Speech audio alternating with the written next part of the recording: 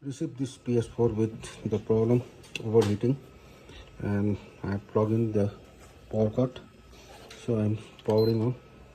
You can check there is no movement of the fan, and this is the fan of PS4 and it's not moving. This problem occurs due to the thermal paste of the CPU of this PS4 or this fan. If the fan is not working, then the problem occurs. So what we'll do is, I have a new fan. This is the fan. I'll replace the fan. Now to replace the fan, we have removed all the screw which is here.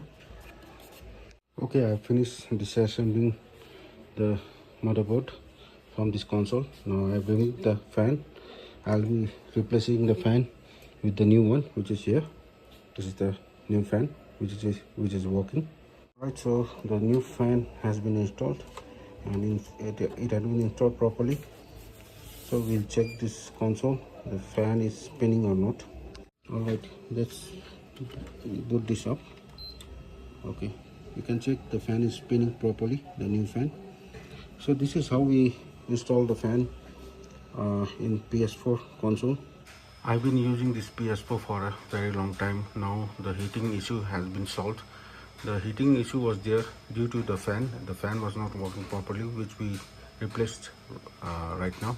Now it's working perfectly fine. Now I'm updating to 9.0, the firmware. Okay friends, this was the video to how we change the fan of PS4. Keep watching our video. Please like, share and subscribe our channel. Till that time, bye.